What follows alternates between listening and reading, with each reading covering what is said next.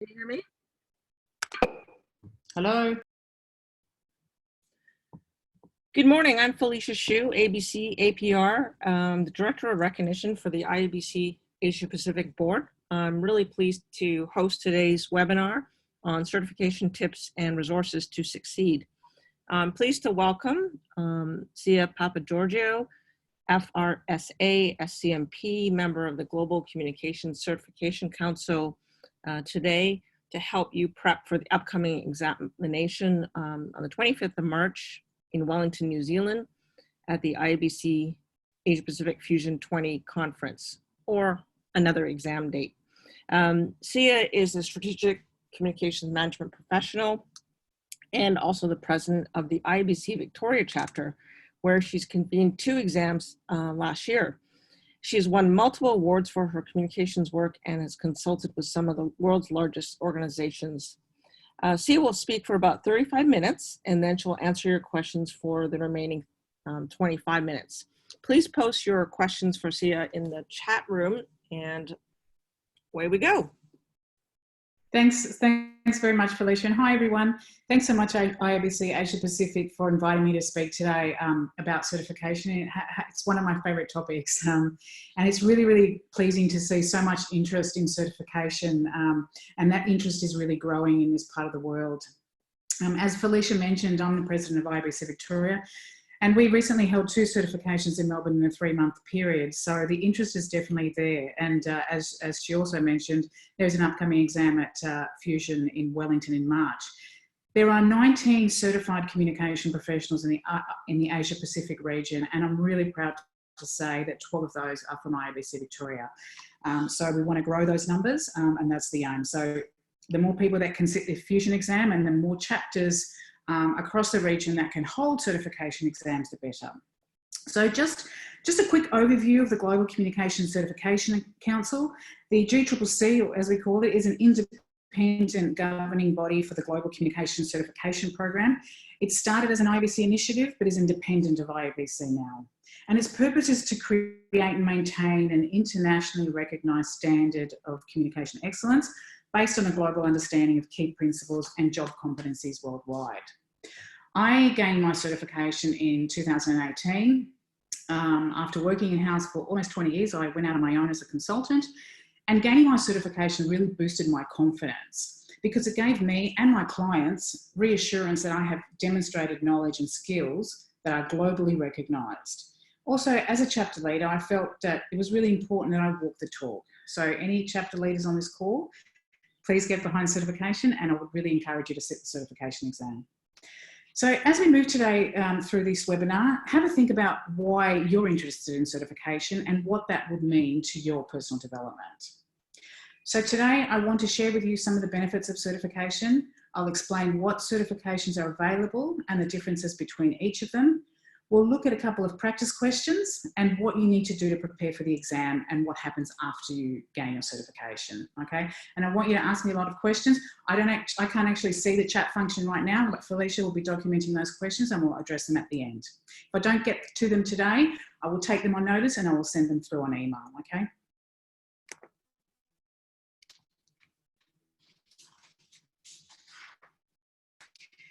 So certification really is a way to stand out from the crowd, okay? I just want to take a moment to share with you some really compelling facts that demonstrate the value of certification.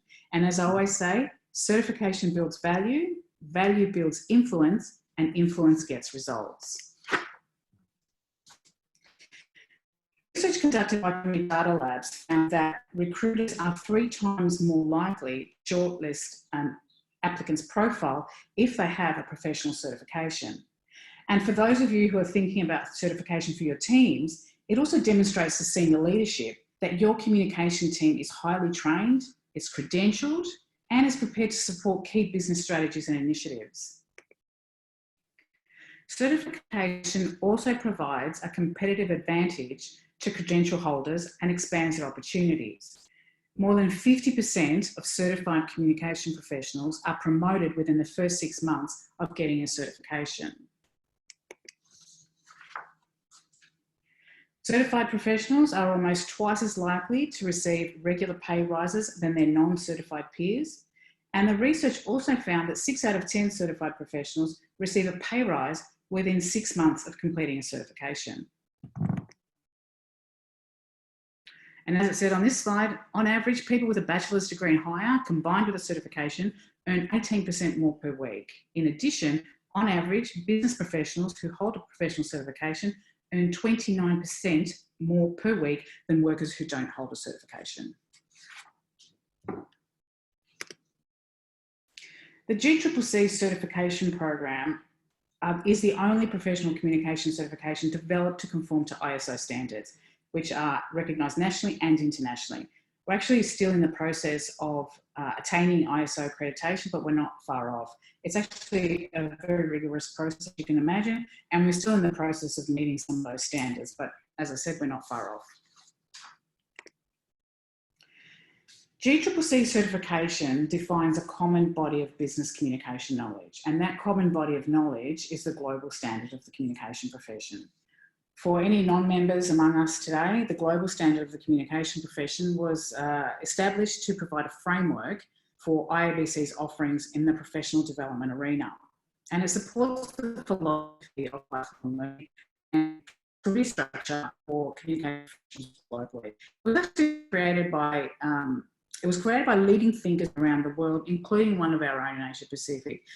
Most of you would know him. His name is Adrian Cropley, and he's the former global chair of IABC. And he was the one who was really the driving force behind this body of work.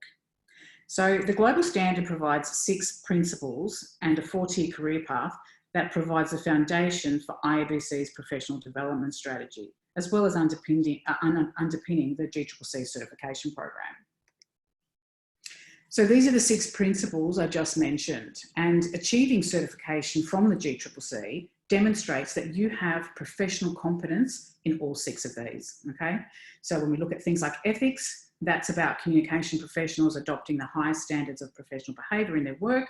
Doing things like communicating with sensitivity to cultural values and beliefs, acting without deception and in accordance with the law, representing their organisations truthfully, fairly and accurately, and adhering to a code of ethics, okay? When we talk about strategy, this is about comms professionals identifying opportunities and challenges inside and outside of their organisations and addressing those challenges and opportunities through a strategy that allows the organisation to achieve its mission and goals, okay? When we're talking about analysis, that's about communication professionals researching and evaluating how to serve and promote their organisations more effectively, and then offering recommendations supported by evidence. Context is about comms pros being sophisticated about the organisation's internal culture and external environment, so having a very deep knowledge of what happens inside and outside the organisation, and a deep familiarity with how the organisation functions outside of their own function. Engagement is about communication professionals identifying and communicating with their audiences and stakeholders and fostering relationships with those groups in order to support their organisation's mission and goals. So really all the groups that have a potential to change the organisation's results. And when we talk about consistency, that includes acting as the organisation's voice, so expressing a single consistent story for internal and external audiences that is clear and compelling.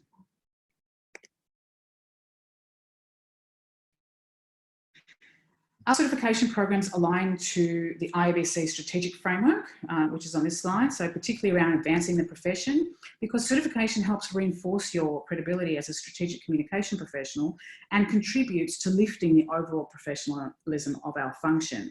And I truly believe that it's really important that business communication professionals all around the world gain their certification, because only then will we have a truly global understanding of what constitutes professionalism and competence in communication.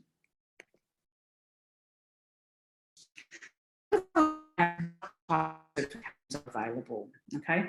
The first certification is the Communication Management Professional, or the CMP. And this is for people established in their careers as communication managers and they're looking to demonstrate their competence, okay? To be eligible to apply and sit the CMP exam, you need to demonstrate at least 8 years of experience and 40 hours of training, or 6 years of experience, 2 years of education and 40 hours of training. Now, the education doesn't have to be in a communication or related discipline, but the training does, okay? Also, the training has to have occurred within the 2 years prior to your application submission, okay? So that's the CMP. The second certification that's available through the GCCC is the Strategic Communication Management Professional, the SCMP. This is for more senior communication professionals, highly skilled in providing strategic communication advice and counselling to their organisation's leadership. And to be eligible to sit the SCMP exam, you need to demonstrate at least 11 years of experience, 20 hours of training, again, that has occurred within the last 2 years, and you must provide a letter of recommendation from either a mentee or your organisation or another organisation for which you've done pro bono work addressing senior level contributions to communication. Now, if you are an IABC board member, a letter from the president of your local chapter or the region is absolutely acceptable. So for the CMP, you are measured against these 5 domains, okay? The CMP exam consists of 100 multiple choice questions. And so we know that there will be 7 questions on ethics, 21 questions on research and analysis, 36 questions on strategy and engagement, 16 questions on consistency and strategic implementation, and 20 questions on measurement. You have 3 hours to complete the exam. And let me tell you, it's absolutely doable. I completed the exam in 2 hours, okay? So 3 hours is more than enough time to complete this exam. There is a 75% pass rate. Now, if you do pass, you don't actually get a score. You're just notification that you have passed the exam. If you fail, however, you'll get a breakdown by domain, okay? You won't be told which questions you got wrong, but you will be told how many overall you got right or wrong in that domain, okay? Now, one of the things people always ask me when we talk about certification is what kind of questions are on the exam. Now, there are some practice questions in the GCCC's Candidate Handbook, which is a 44-page handbook available on the website. So have a look there, but here's an example of our CMP practice question, okay? So the main foundation for developing a consistent business communication plan are A, mission, vision and general goal, B, key performance indicators, C, previous marketing and communication plans, and D, knowledge of the audience's requirements. If you answered A, you would have got that question right, okay? Because as strategic communication professionals, we know that our communication has to have a purpose and must be aligned with business needs, okay? So the correct answer there is A. With regards to the SCMP, these are the 6 domains you are measured against. Again, the SCMP exam consists of 100 multiple choice questions. So we know there'll be 23 questions on advising and leading, 20 on management, and so on, okay? Again, you get 3 hours to complete the exam, 75% pass rate. If you pass, you don't get a score, just notification that you passed. But if you don't, you'll get a breakdown by domain, okay? Again, here's a practice question for SCMP, okay? It's the beginning of May. You work for a trade organisation that surveyed its members for feedback on a series of policy issues. A total of 300 members of the organisation of 15,000 answered the survey in January. You have been tasked by the General Manager to communicate the survey results to the press and make the results as appealing as possible for journalists. Of the following options, which one is unethical? Now, with the SCMP, there are more scenario-based questions. Okay, so this is a very good example of what you can expect on the SCMP exam.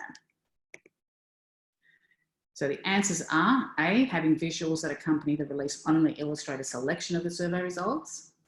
B, omitting the sample size in the release. C, presenting the results as April results.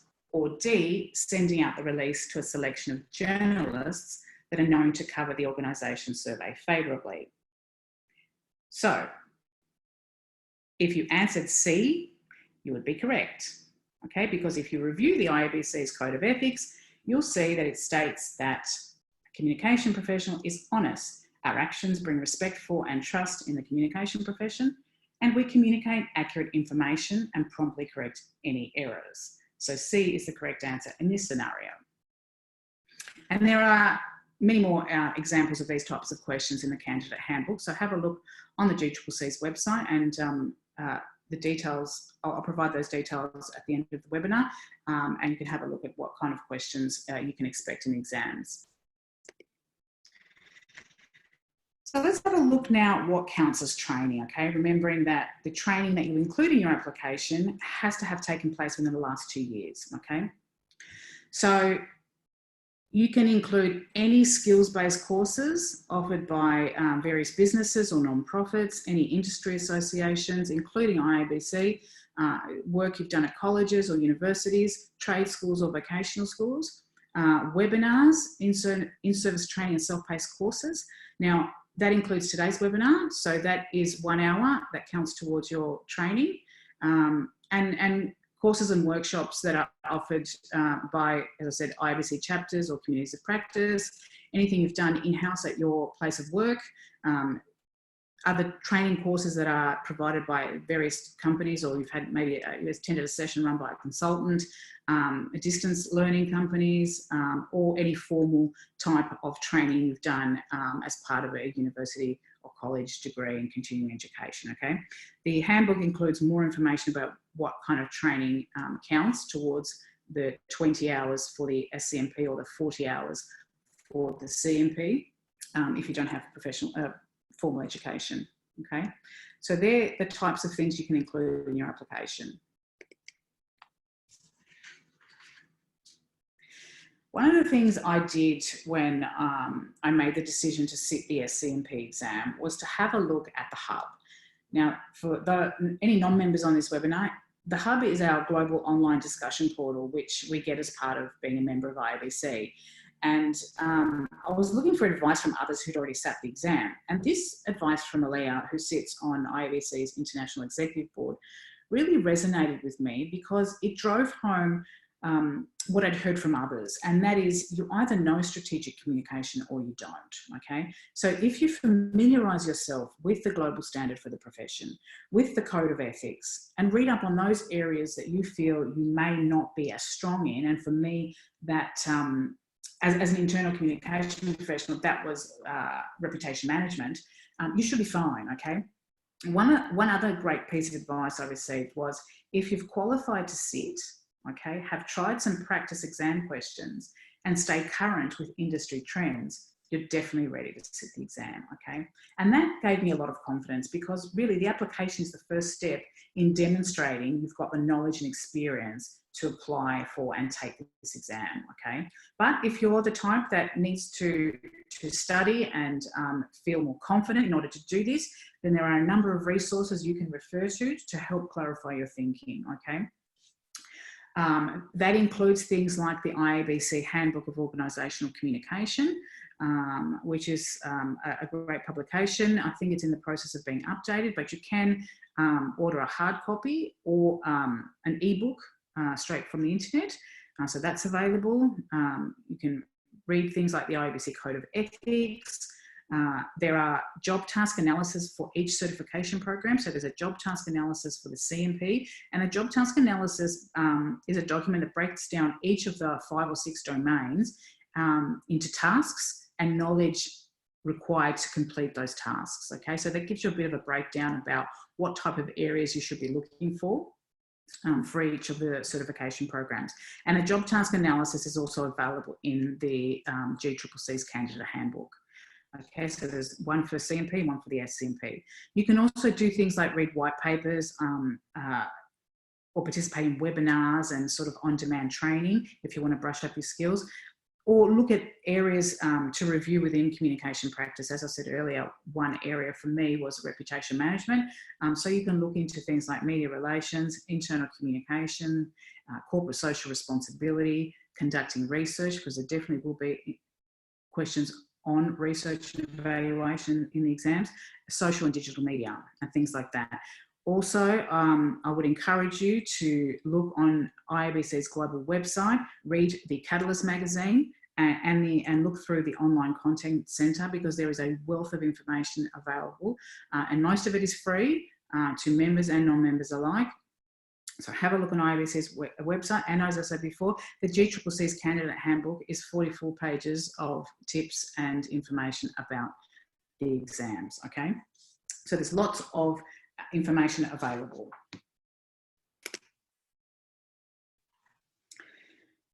Just a reminder that your application has to be approved by the GCCC before you sit for the exam, okay? So you need to apply, it needs to be verified by the GCCC, approved, and then you need to apply to sit a particular exam, okay?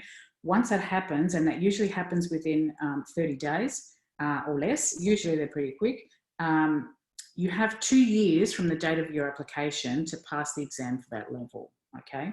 So you don't have to sit an exam straight away if you applied, say, today. But if you're thinking of sitting the exam at Fusion in Wellington in March, I'd advise you to get your application as soon as possible because, as I said, the GCCC will look at the details you've included in your application, including your employment history and your training points, and they will verify those. So part of your application is providing details of people who can verify your employment history and training, okay? Now, with regards to your employment history, that doesn't have to be your direct manager, okay? It just has to be somebody who can verify the details you provide. When I applied for the SCMP, many of my former bosses had retired from the organisation. And so there were some that I was still in contact with that I contacted and said, hey, can I put you on my application to verify that I worked at this organisation for this time period in this role, but others I couldn't get in touch with. So as long as you have a contact at the organisation who can verify that you worked at that organisation for that time period in that role, then that's fine. Okay. It's also a good idea to contact those people and give them a heads up that you're including their details in your application, and that really expedites the process, okay? Because they don't have to provide a reference for you, it's just a verification. So the GCCC will write them and will send them an email and say, so-and-so has said that they worked at this organisation from this time period to this time period in this role. Can you please verify that this is correct? And that's all that's required, okay? So it's not an onerous process, but it does happen and it needs to be verified before you can progress, okay? So have a think about which certification would be right for you. You need to obviously submit your application and pay the fees, and we'll talk about how much that costs in a minute. There are plenty of study resources on the website. IABC Asia Pacific region and the chapters have a wealth of information as well. You'll sit for the appropriate exam, and then you need to commit to your professional development ongoing, okay? So with regards to cost, if you're an IABC member, it will cost you all up US $500 to apply and sit for the exam. So that's $100 to make the application and then $400 to sit the exam, okay? Non-members, however, pay $800 US to apply and sit for the exam. So it really does pay to be a member, okay? You know, considering membership, if I look at membership in IABC Victoria, that's about $319 for the year. There's your membership paid for, okay? Also, it's a good idea to check with your local chapter, as some do have sponsorship programs as part of their professional development portfolios to help with the costs. And I believe IABC Global might also provide sponsorship if you're thinking about sitting the exam at our annual World Conference, which usually happens in North America.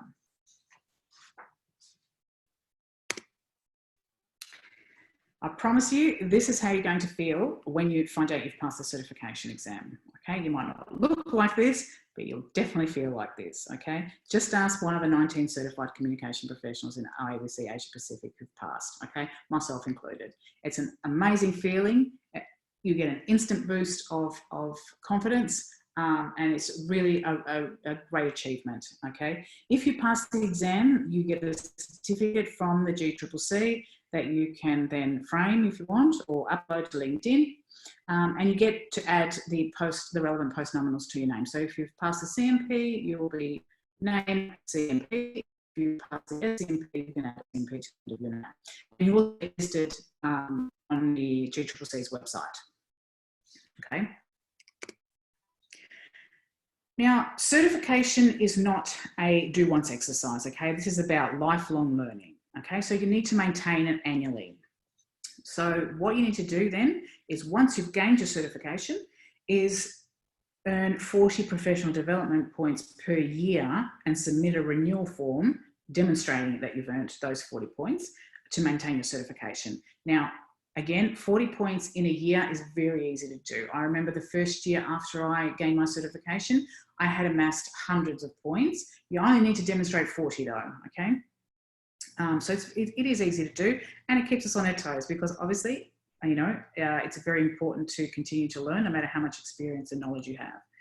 And now the distribution of the PD activities within certain categories are determined by the GCCC, and as are the points for each PD activity. So for example, if you were to present at a conference, you'll get 10 points per event, but no one category can account for more than 24 points, okay? So even if you presented multiple times in that year, you could only include a maximum of 24 points for the category presenting, okay?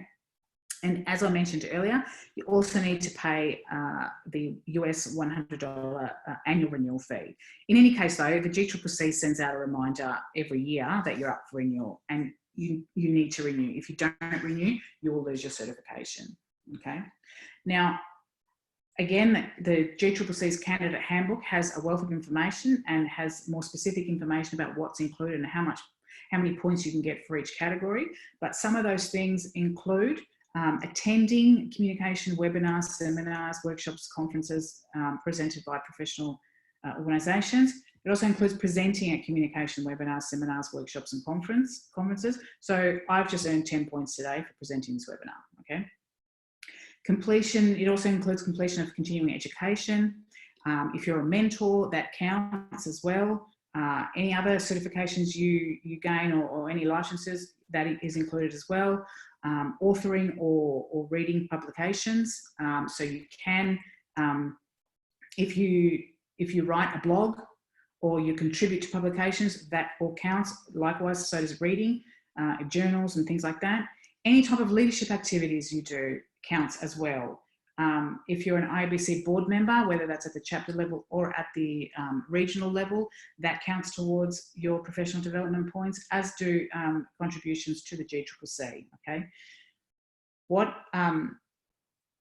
Just one tip on continuing professional development, and I tell this to everyone I speak to with regards to certification, I suggest you keep a running tab of all your PD activities moving forward once you've gained your certification. I remember the first year I had to demonstrate my 40 points. It took a while to sit back and think what I've done over the last year. But from that point on, I decided to keep a running tab of all my activities. So every time I attend a conference, every time I speak at a conference, every time I do some sort of professional development activity, I'll just make a note of it in a Word document, for example, and attribute the points. So when it comes time for me to renew in September, I've got it already there for me, and it's not an onerous activity. Okay, so as I said, certification is not a once-off exercise. You have to keep it going and earn those 40 points each year.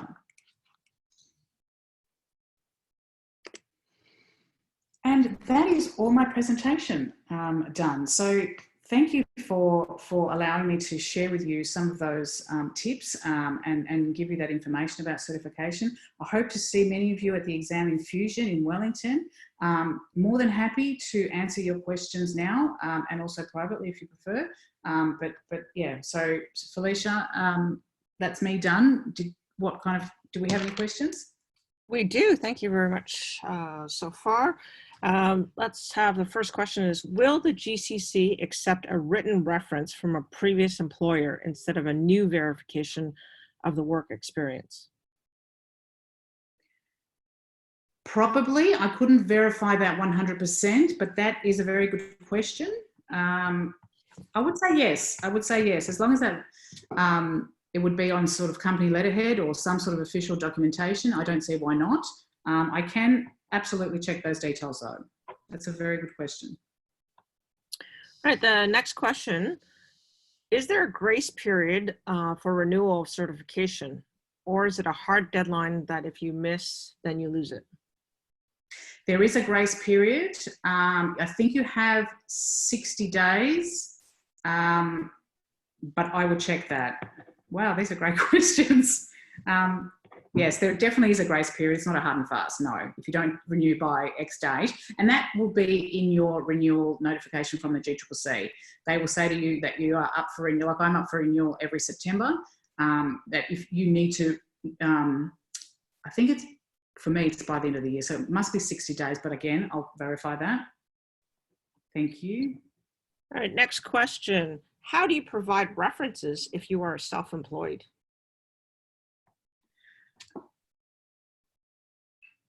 You mean for, say, to demonstrate your work experience? Correct. You can reach out to clients you've worked with. And so that would count as well. It doesn't have to be, you know, an employer as such. You could definitely reach out to clients, other professionals you've worked with in your network, and that type of thing. Any professional associations you've been associated with that could verify that you are have been working as a consultant or you're self-employed in this area. So yeah, there are a number of ways around it, but definitely if you have been self-employed for that entire period, then yes, you can demonstrate that in another way. All right, next question is, what happens in the exam? Do we use laptops or paper? Okay, so when you actually sit the exam, you need to bring your own device. So that is either a laptop or a tablet. I wouldn't recommend anything smaller than that because obviously you need to be comfortable and be able to see the questions on the screen. But it is bring your own device. So when we run exams, we need to make sure that it's a suitable area for people to sit the exam, that there is Wi-Fi available in that space for people to connect to, but they do use their own laptop, and you'll get specific login details. So once you've made your application to the GCCC, once they have approved you to sit the exam, and then you've applied for a specific exam that's happening in a specific location, you will then get login details that are unique to you. Okay, everyone gets one login, and then once you've brought your own device and the exam begins, you use those login details to log into the portal and begin your exam, okay? But you do need to bring your own device. So if you sit the exam and you don't pass, when are you able to sit it again? If you fail once, you can sit it pretty much immediately, okay? So as long as there's an exam being held, and we don't have to get large groups of people together to be able to run an exam. Even if there's interest from one person, a chapter can host or another organisation can host an exam with a GCCC, okay? So if the interest is there, you can sit the exam straight away. If you fail a second time, then you have to wait a year, okay? But you can sit it straight away if you fail once. All right, next question is, my only significant pro bono work is for IABC Canberra board. Does this count for SCMP? I've done 2 years of member and digital comms for the chapter. Absolutely. Absolutely. That's pro bono work. It's for the IABC. And so, yes, that is perfectly acceptable. And you can ask the chapter leader to write you a recommendation letter. And it doesn't have to be pages and pages. A couple of paragraphs to demonstrate that you have provided senior level contributions to that organisation is acceptable. Okay.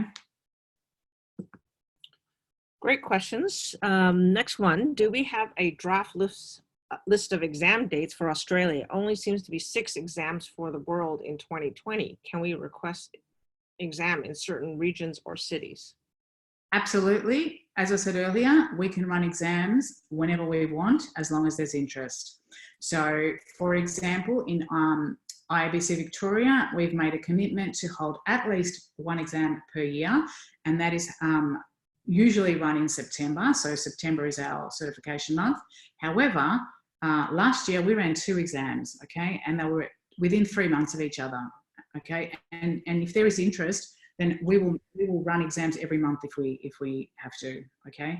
As long as there's interest, as long as people want to sit the exam, as long as they make their application in time, then we will run those exams.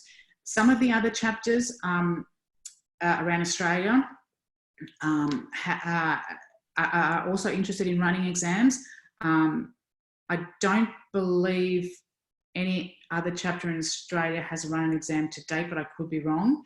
But there's certainly, as I said, certification in this part of the world is growing, and that's really great to see. So as long as people want to sit the exam and are interested in certification, then yes. My advice to you is, if you are an IABC member, or even if you're not an IABC member, reach out to the local chapter in your state and ask about certification. If we see that there is interest from different parts of Australia, and there's maybe one person here or one person here, one person here, we might have a look at running a whole of country series of exams to have them in a few locations that make it easier for people to travel to. But definitely, we'll keep running them as long as there's interest. What rules of thumb can I use to figure out whether to apply for SCMP rather than CMP?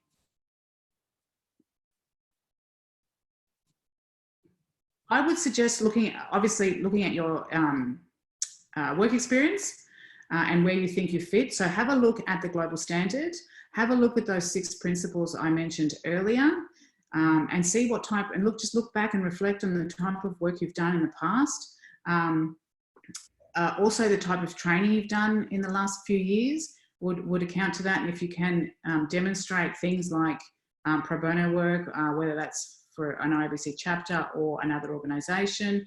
So I would let your experience and your skills guide which certification program is right for you, really. Will we be able to sit the exam at the World Conference in Chicago? Absolutely. There is always a certification exam at World Conference, and I believe that is on the day before day 1 of the conference. So that's usually a Sunday morning. So I think it's held from 9 to 12. So the answer is yes. We always have certification exams at conferences, whether that's the annual World Conference or any of the regional conferences. So if you happen to be in another part of the world at the time and there's a certification exam happening in that part of the world, you are free to join anyone you want. It doesn't have to be in your local chapter. Great. If your best example of pro bono work was not done within the last 2 years, i.e. 3 years ago, can you use it? Yes. It doesn't have to be, the training has to be demonstrated in the last 2 years. You just need to be able to demonstrate that you have 11 years of experience in strategic communication and you've done pro bono work that demonstrates senior level contributions, okay? Doesn't matter when that happened, as long as you've done it. And you can demonstrate it through a letter. Next question, outside of GCCC certification, are there any other certifications you are aware of? And if so, why is the GCCC certification better than them?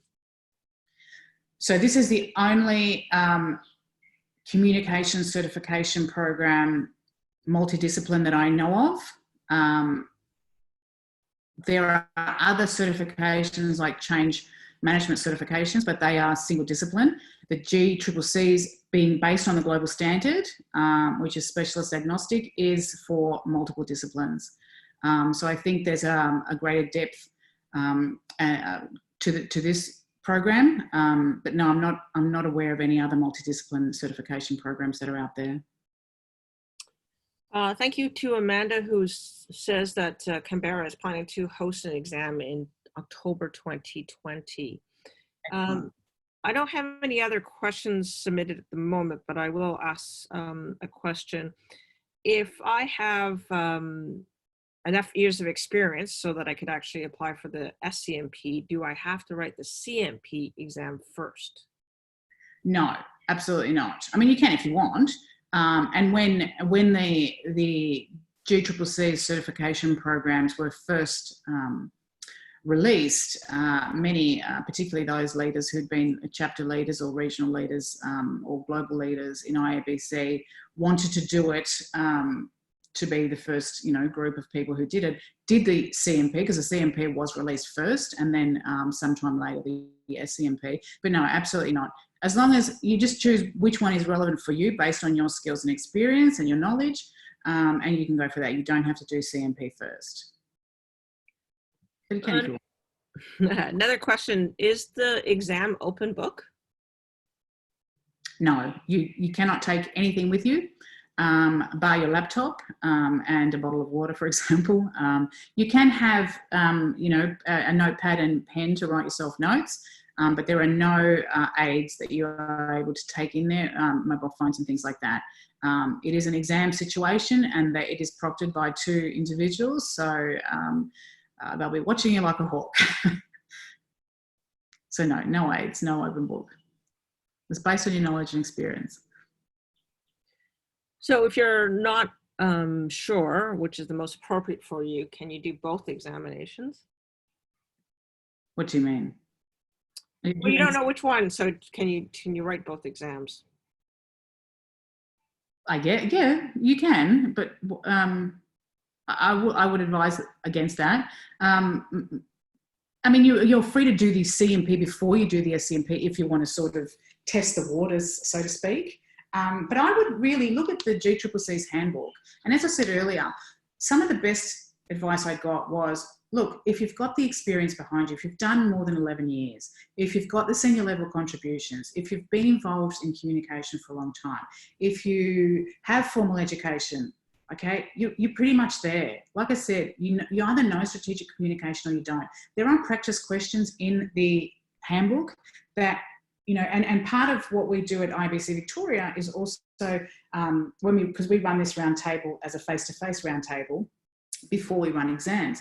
And what I usually do is, say, get 20 questions together based on the practice exam, based on my own, knowledge, and do sort of a little pop quiz that way. So there's ways to test yourself. If you're really unsure, I would say speak to your manager, speak to your colleagues, and maybe factor this into your professional development plan at work, and to see where you think you fit in and why you think you fit into this certification program as opposed to the SCMP, and look at it that way. But I would definitely advise to have a go at some of those practice questions. I mean, I know I included one each earlier, but there's lots of examples in the handbook that you can refer to that would give you an idea about where you would sit. So, that would be the way I would approach it. But certainly if you wanted to do one before the other, yes, you could do that. The next question I think you answered, is there practice questions available? I guess I would augment that is, do you have practice exams available online that people can actually, do a run through because they're not really great at multiple choice questions? No, there is no way to do that at the moment. What the GCCC is trying to do, though, is build a bigger repository of sample questions so people get an idea about what type of questions they can expect on the exam. I know, and I was exactly the same. We hear the word exam and people freak out, okay? But I would really encourage you to believe in your abilities.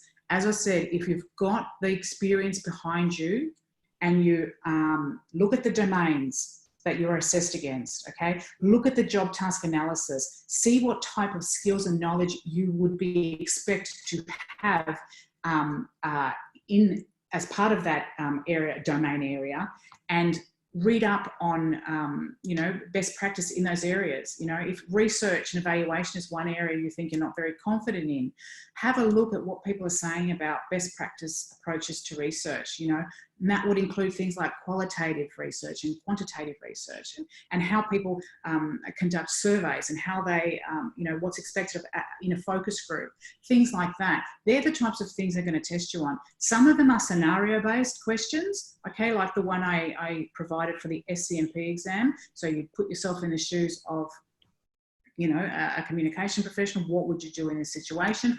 Or what is the most ethical scenario, for example? And the one area that you might trip over on is ethics, I think, because ethics is one of those grey areas where you think, could be this, could be that. That's why it's really important to go back and review the IABC Code of Ethics, okay? One other tip I will give you is, if you decide to go for the exam and you sit, say, the SCMP exam, don't necessarily look at the exam questions as what would you do in your organisation, okay? What was my organisation used to doing? What is best practice, okay? So it's based on global best practice, global competencies, okay? So what is the right thing to do in a strategic communication scenario, not particularly what my specific organisation would do in this specific scenario, okay? Does that make sense? I hope so. All right, the next question. How often are the exam questions updated? Does every exam have different questions or the same? The exam, that's a very good question. The exam questions are updated annually. Okay, so you can pretty much guarantee that no two exams year on year are the same. The GCCC reaches out to various groups to help draft those questions, and then they're validated through the GCCC. And so one of the things we are looking to do this year is get SCMPs to help draft those questions, okay? So that is another way you can help, you can accumulate PD points, okay, by being involved in creating these questions for the exams moving forward. But yes, they are updated annually. Right, we don't have any more questions at this moment. I'm just going to give everybody a few more minutes. See, I was wondering if you have any other last minute tips or secret things that they need to know about, things that have helped you or have helped other people be successful? Look, the one thing I will say is there are a lot of people out there that are willing to help you if you decide to sit for the CMP or the SCMP exam, particularly through IABC chapters, okay? Reach out to your local chapter. Get in touch with the people that are responsible for the professional development portfolio. Reach out to SCMPs in this country and in other countries in IABC Asia Pacific. As I said, there are 19 of us in the region. 12 of those are in Victoria. And so there are a lot of people that you can reach out to. I am more than happy as a representative of the Global Communication Certification Council to speak to anyone who who's thinking about sitting either the CMP or the SCMP exam. As I said in my opening, I'm very passionate about certification. I believe that it is going to lift the professionalism of our profession. And I think it's a really, really important way to demonstrate that our function is just as good as any other function. So reach out to us, reach out to your local chapter. You might, after having a conversation with IABC, with one of the IABC chapters, see that there are, lots of people who have the same interests as you, who want to maybe form a study group. Some chapters do study groups where they get together, they talk about the types of resources, they share. We certainly do that at IABC Victoria. So we will we'll hold a round table, a couple of months before the exam. We'll share resources. I'll give people a pop quiz. They have a go at doing answering 20 questions, and that boosts their confidence. And you'll see that once you do the practice exam, and you have a look at what resources are out there, you start to gain more confidence, and you think, well, I did anyway, well, I can definitely do this, okay? It is an exam, yes, and I hadn't sat an exam for probably 20 years, but believe me, the feeling you get when you're done and you get that notification in your inbox that says, congratulations, you have passed, you are now a globally certified strategic communication management professional, is second to none, okay? So I reach out to those people that have done it, reach out to the chapters, see if there are people that are around you that would be interested in doing the same. You can form little communities, little networks where you get to study. So there's a number of options, but by all means, my details are there. Give me a call or send me an email. I'm more than happy to chat with you. All right, it looks like we don't have any more questions. At this time, I just want to thank all of you participants for your many questions and really great questions. Thank you for participating, and I hope this has helped you demystify certification. Thank you very much, Sia, for your time, and hopefully we can help many folks get their certification.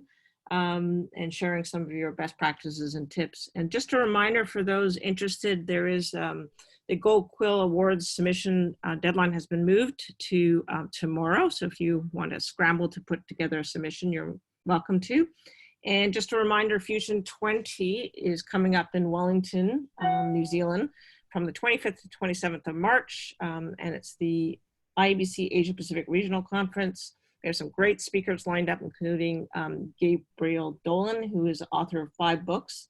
So you can check things out at iabcfusion.com. And then, of course, you can write your exam in Wellington on the 25th of March. Thanks very much for your time and have a great day. Zia, any other last words? I think I've seen some chat activity. Were there any final questions that came through? They're basically a lot of thanks to you. Sorry, I can't see the chat. I can just see the numbers flashing. All right. That's okay. Yep, my pleasure, everyone. Thank you so much for your time today. I really appreciate it. And thanks for allowing me to come and share about more information about certification. I look forward to hearing from you. And those 2 first very good questions that I received, I will get clarification on them and I will get back to you on email, okay? Thanks, everyone. Have a good day. Bye.